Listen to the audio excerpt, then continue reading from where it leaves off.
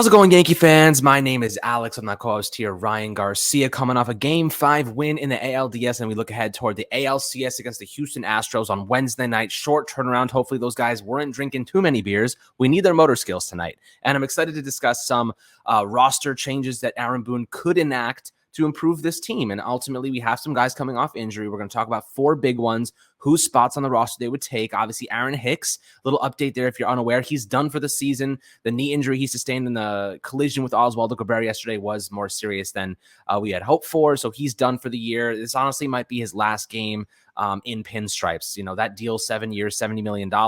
I think the Yankees might try to offload that contract. He hasn't really lived up to the expectations. He's no longer a starter. Oswald Peraza has taken that starting job from him, especially if the Yankees bring back Aaron Judge. They still have Bader for one more year. And then Oswaldo would obviously slot in probably in left field. So there's a couple of guys that we do want to discuss, impact players that could make a difference during the Houston Astros in the ALCS. But Ryan, before we dive into the good stuff, how you do today, my friend?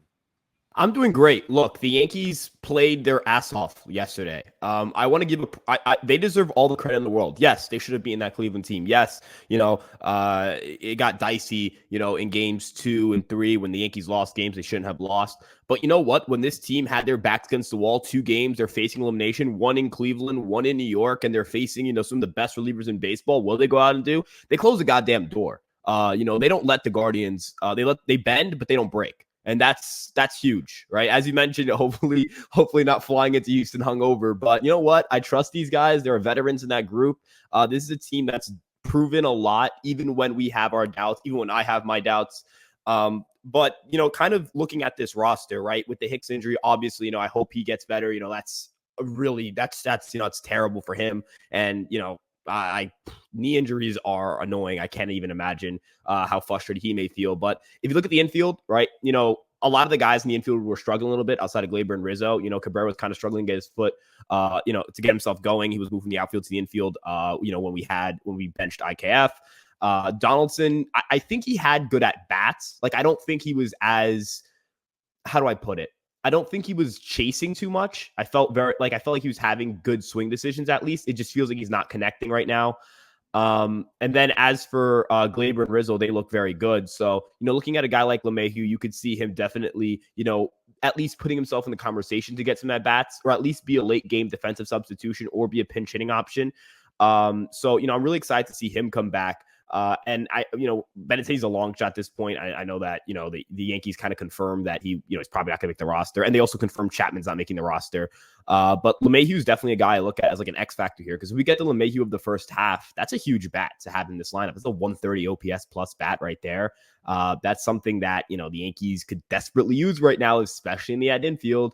And when you look at, some of the guys they can do, like they might put Stanton in left field in Houston. Left field's a pretty short part of the ballpark. Does that mean Matt Carpenter DHs, right? Matt Carpenter in the lineup with Stanton, and maybe a rejuvenated, healthy, rested LeMahieu could be the pieces that the Yankees need to win a series against an Astros team that has a remarkable pitching staff. They shut the Mariners out for 18 freaking innings. So, they are a remarkable pitching staff, the best pitching staff probably remaining in the postseason. I think LeMahieu is going to be an X factor here in terms of roster decisions. If they get him healthy on this roster, then man, I'm going to feel really good about this team's chances to take down the Astros and have a little bit of an upset here, because a lot of people are picking against the Yankees, and I kind of like that.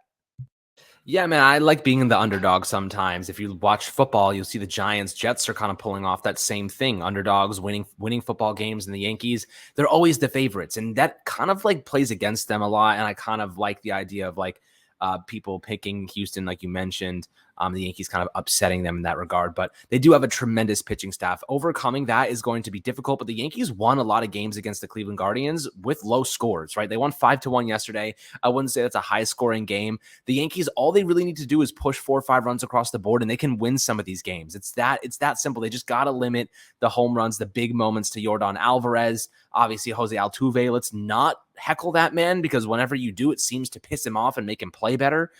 So, hopefully the Yankees can kind of get one over on these guys, but I'm very optimistic, as you mentioned. And, we got Jameson Taillon on the mound today, which is definitely going to be interesting. I don't necessarily like that, but I do like the fact that Nestor Cortes went out and shoved yesterday, only threw 60 pitches, and the Yankees won pretty handily. So he should be good to go on short rest in a couple days later on in the series. And then Garrett Cole obviously was ready to come out of the bullpen. He'll probably be ready to go in 2 days from now. So, we're looking at a game 3 and 4, Garrett Cole and Nestor Cortez. So if we can win one or two of those games leading up to those, big time Cole and Nestor starts toward the back end of the Houston Astros rotation, it might end up being a good recipe. But ultimately, we got to win some of those games beforehand, and that means Jameson Taillon and Luis Severino have to step up. But let's start off with the first guy in this. You mentioned DJ LeMahieu. We kind of discussed him. You discussed him pretty well. And he's someone that can make an impact pretty instantaneously if the Yankees do decide to include him. He was kind of hitting around in batting practice yesterday before game 5, so he was getting some action.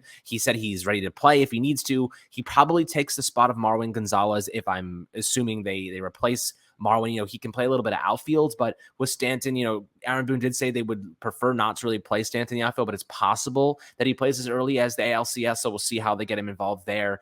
But like you said, in Minute Maid Park, there is a shorter left field situation, so maybe you don't have to feel as worrisome as you would in Yankee Stadium playing Giancarlo Stanton or even Matt Carpenter, or maybe you put Peraza in at shortstop and move Oswaldo back to left field, which we'll discuss in a couple minutes here. But LeMahieu is a tremendous player. During the postseason, he's really good. 272, he hits with 34% on base rate. He has 3 homers and 11 RBIs in 21 games. He had some big moments against the Houston Astros a couple years ago. So we know he's used to playing in Houston in a really high octane environment.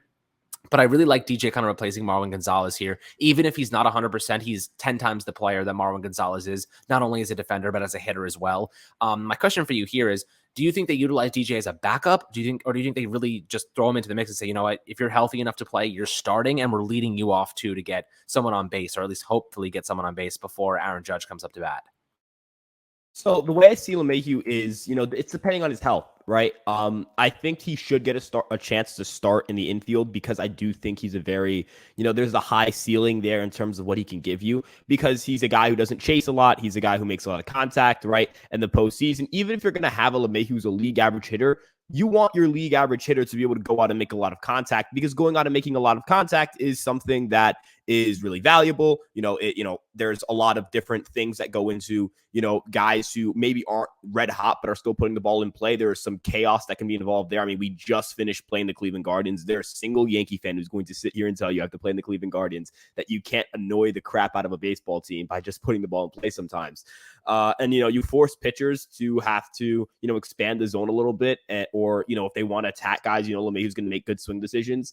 This isn't to sit here and dock Josh Donaldson. I think he played a phenomenal third base in that series. And if the Yankees feel like the defense there is that valuable, I do believe LeMahieu is a good defender, but you can argue Donaldson, especially after the LeMahieu injury, is the better defender currently. So, if that's the route they take, that's the route they take. I, again, at least see LeMahieu as someone who can come off the bench and get an at-bat, or come off the bench and be a defensive substitution. Whatever it may be, I think LeMahieu provides value, especially for a Yankees team that, doesn't want to be forced to start Marwin. Marwin is here so that he can be that backup infielder or backup outfielder in a situation like what happened with Hicks.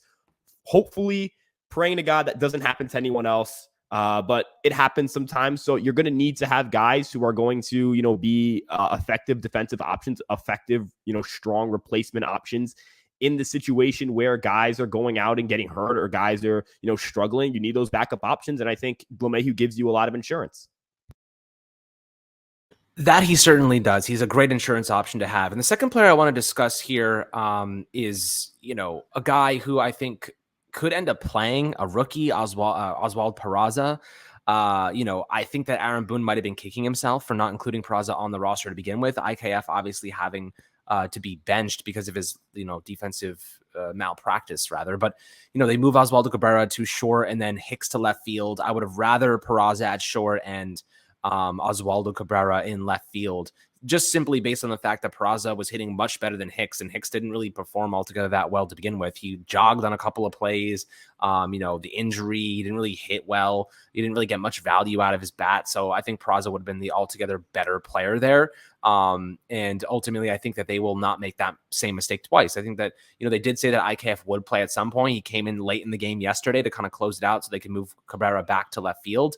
But I don't see IKF as a starter anymore. I think that he's more of a, you put him in specific situational moments, maybe against specific hitters, maybe you want his speed on the base paths, whatever it might be. But with that being said, Peraza, finished the season really strong, and I was pretty confident that he would be on the playoff roster, on the ALDS roster. But I think that they can't ignore him anymore. This is a guy who is a very, very good defender. He's better than IKF as a defender. He was hitting extremely well, 306 of the 40, over a 40% on base rate with a homer and 2 RBIs across 18 games. He was really ramping up down the stretch. A very, very talented guy. I would prefer to keep Oswald Peraza in left field for obvious reasons. I like him as an infielder, but shortstop's not his traditional spot. Second base is. He's a much better outfielder this season for the Yankees, and they want to keep him in that spot. What are your thoughts on Peraza? And do you think that there's a possibility that they call him up today and then start him today? Or do you think that maybe they keep it the same? I mean, Hicks isn't playing left field anymore, so maybe you're looking at, IKF at short and then, Oswaldo back in left field. What would your preference be? Yeah, so for the Yankees, at least, I think Peraza definitely deserves a look on this roster. I think I look at Peraza as a guy who, I think the defense is good. The base running, I know, is very good, right? That's undeniable. The sprint speed's undeniable. Am I necessarily dying to see how he looks in a postseason environment, as a rookie? I'm not sure. But you know what? It's the ALCS. This is a chance. You get 4 wins here and you go to the World Series and you have a chance to bring home number 28. I'll take a risk. It's not like we're getting a bunch of production from, our infield. So why not take the risk, right? What do you have to lose? Right? It's not like you're going to, go from a team that won the ALDS to the worst team ever if you give Peraza a start at shortstop. As you mentioned, you can't go back to IKF at shortstop. You just benched the dude for the last 2 games of the series, and they won both those games. And Cabrera looked very good at shortstop. I know he had a bobble, and that running into Hicks was unacceptable, right? But for the most part, he looked pretty good at shortstop. And the arm is really good. Even when he bobbled the ball right at him, he just recovers and fires because he's got a ridiculous arm. IKF doesn't really provide that for you. The confidence is shot. I don't think it's a great mental thing to take a guy, bench him, not have him see pitching basically for 2 days, and then say, all right, go out and get Justin Verlander, buddy. You got this. I feel like that's a little bit much. But, if they want the contact skills, I wouldn't say it's the worst move in the world. I just don't think it would happen in terms of putting IKF at shortstop. Whereas Peraza, the Astros don't know much about Peraza. They don't got incredible data on him. They have some minor league data, but I don't think they've got the book's not out on Peraza yet. So you can ambush a team a little bit. You can definitely exploit some weaknesses there, and you can do some stuff with it and runs, right? I think one thing that IKF really provides for this team is that he steals a lot of bases. He's a good base runner, right? All his faults, the not great power, the non-existent power, and the shaky glove, yeah, that's there, but the base running is really good. So, Peraza can at least replace that a little bit. And you can see a guy like Peraza going out and, all it takes is a couple of big hits. All it takes is having a couple of them drop. All it takes is stealing a couple of bases here and there and turning those into runs for you to go out and have some success. One big thing about, the postseason and talking about clutch is that teams use sliders more with runners on in these high leverage situations. They go less to their fastball because their sliders typically their best pitch, not as much their fastball. So you're going to see a lot more sliders in those spots. You're going to need guys who can handle breaking pitches, right? You're going to need guys who can fight off a little bit. You're going to need, that's why contact kind of important there, right? I mentioned a guy like LeMahieu. LeMahieu is one of the better hitters against sliders in baseball, right? He ranks somewhere in that top 30, top 40 amongst hitters against slider. So does Trevino. Aaron Judge was the best hitter against sliders this year. Second place was Yordan Alvarez. But, these are guys who have had big moments for the Yankees, right? Trevino, LeMahieu, Judge, right? These are some of the clutch hitters on the Yankees, right? So, if Peraza can go out and make swing decisions like that, which we saw early on, we saw him lay off of breaking pitches in 2 strike counts. We saw him, swing aggressively when the count, when the count is appropriate for you to be aggressive. And I think Peraza can definitely make an impact. It's a lot to ask for a rookie, but again, it's the ALCS. You don't really care at this point. You're just trying to push yourself to the World Series. And if Peraza can give you that, I think he at least deserves a shot to be on the roster. Doesn't have to start tonight, but at least gives you that insurance. You can't put IKF back out there short. You already took him off. You've already made the decision. You can't put him back there. Give me some Peraza. Yep. So that's the thing I was waiting for you to say. You already took IKF out. You've already obliterated this man's confidence. He's already at ground zero. You know what I mean? There's no going back from that. There's no going back. The Yankees have to be careful with what they do here. Peraza is a tremendous young defender who makes routine ground ball plays. He makes the routine plays look easy. That's why Derek Jeter was so freaking good, by the way. Not because of the flashy plays, the ones we all remember, because the dude did not mess up routine ground balls. That is what made him so great. Peraza can do that. He can make the routine plays look easy, and he does it with confidence, and he has a great arm. So that's kind of what I'm looking to do here with the Yankees, or at least hopefully they kind of enact, is that they utilize the guy that's the better defender who also hit really well. Like you said, throwing him out there against Justin Verlander, it's a hell of a risk. But I'll make this argument. Who the hell is hitting off Justin Verlander anyway? You know what I mean? Like, is IKF really changing the game off Justin Verlander? Is even Oswaldo Cabrera, love the guy, but it's Justin Verlander. I mean, he got beat up a little bit in game 1 against Seattle, but that's a rarity. You know, that doesn't happen to him very often. He usually has the Yankees number for the most part. And is he pitching today? Right? Okay, he's pitching today. So, you know, maybe you're going, it's tough, man. It's honestly a really tough decision. Maybe you keep Hicks being a switch would have been nice just in terms of having a lefty bat. But, you know, the Yankees have a pretty tough decision to make today. And there's 2 other players I do want to talk about. One of them being Ron Marinaccio. He said like yesterday that he will be ready if the Yankees call on him. So he is ready to go. He's healthy. He had a lower leg injury. I think it was a shin issue he's been dealing for a while, since July. But he was tremendous during the season, man. 2.05 ERA, 11.45 strikeouts per 9 over 44 innings, an 81.3% left on base rate, and 41.5% ground ball rate. He's a great option out of the bullpen. And let me muster the obvious argument here. He should be on the ALCS roster over Miguel Castro, and it's not even a freaking conversation, right? He needs to replace Castro as soon as possible. And the next guy we're going to talk about is Frankie Montas. And I think there's a pretty good argument that Montas should replace either Domingo Germán or Lucas Licky. I know the Yankees don't have a lot of lefty arms, but Wandy's like, I can pitch in game 1 today. Like, the guy is pitching every freaking day, and he's shoving. So, you know, how would you kind of look at Marinaccio? How would you see him kind of making an impact here? When would you utilize him? And Frankie Montas, it seems like he's also getting ready to return as well. Who in that bullpen, because he's not going to be a starting pitcher. He's not going to start in rotation unless absolutely need be. He's going to be more of like a short inning, like 1 inning kind of guy, maybe middle inning relief type of option. But how would you see Frankie Montas also slotting in? Whose spot do you think he would take? So I see Montas replacing, I think Licky's a good option to replace him for. The reason I wouldn't take out Germán is because Germán, I think, is stretched out to give me 5 or 6 innings if something horrendous or something unforeseen. Again, an 18-inning game just happened, guys. So if the Yankees would like to not have to use the Yankees already have a pretty spent bullpen. They do not have an off day between game 5 and today.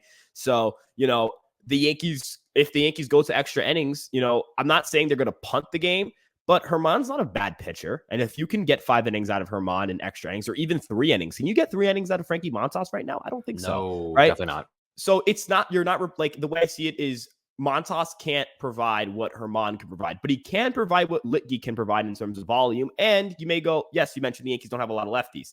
That's a good point. However, Marinaccio is basically a lefty in terms of how he matches up against lefties. His FIP is better against lefties. His ERA is better against lefties. His WOBA against is better against lefties. His batting average against, on base against, slugging against, strikeout rate, walk rate, all those things are better against lefties. The whip is better.